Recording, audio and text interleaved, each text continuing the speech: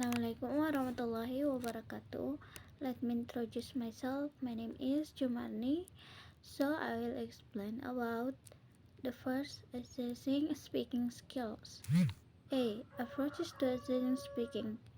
Menurut Kolb tahun 1984, gaya belajar atau kecerdasan permainan peran cocok untuk pembelajar aktif seperti wawancara untuk pembelajar reflektif, presentasi cocok untuk pemikir konseptual.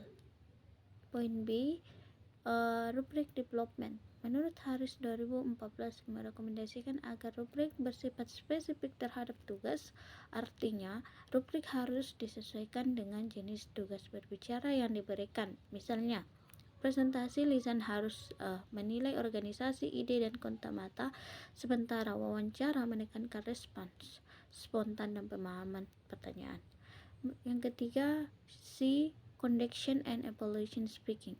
Menurut Nunan tahun 2004, tugas berbicara harus bersifat komunikatif dan mencerminkan penggunaan bahasa di dunia nyata. Ia merekomendasikan pemberian tugas seperti diskusi kelompok, wawancara, presentasi, dan lain-lain. Agar mendukung prinsip pembelajaran berbasis tugas yang menempatkan siswa sebagai peserta aktif dalam komunikasi. Bagian 2, assessing listening skills. A.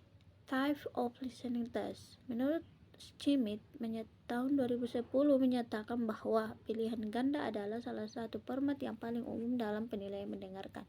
Nah, tugas ini mengukur pemahaman literal dan inferensial dan juga kemampuan untuk mengenali informasi tertentu atau gagasan utama dari bagian audio.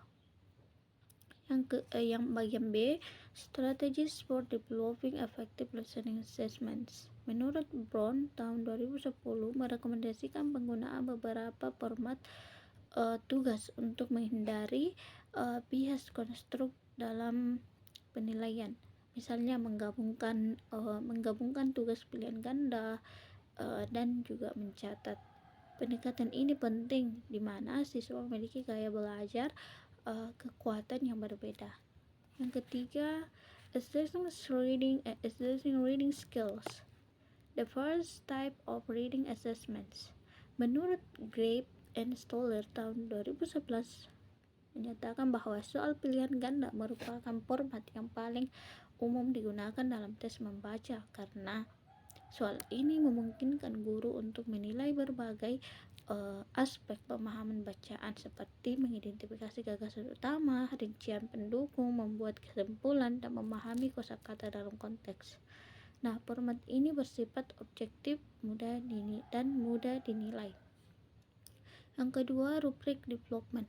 Menurut Popham tahun 2008 menekankan bahwa pengembangan rubrik juga harus mempertimbangkan validitas konstruk. Artinya rubrik harus mengukur keterampilan membaca yang dimaksud, bukan aspek yang tidak terkait seperti kemampuan menulis atau kemahiran tata bahasa. Dan yang terakhir, assessing writing skills. Approaches to assessing writing. Menurut teori Kolb, pembelajaran eksperiensial, di mana proses menulis harus mendukung siklus pembelajaran yang melibatkan pengalaman konkret, refleksi, dan eksperimen aktif. Nah, pembelajar reflektif seringkali unggul dalam esai argumentatif, di mana mereka senang menganalisis topik dari berbagai perspektif. Yang bagian B, kriteria development. Menurut Highland tahun 2003 berpendapat bahwa ketiga aspek ini tidak boleh dinilai secara terpisah karena kualitas keseluruhan teks tertulis dibentuk oleh interaksi antara ide, struktur, dan bahasa. Misalnya, ide menarik dan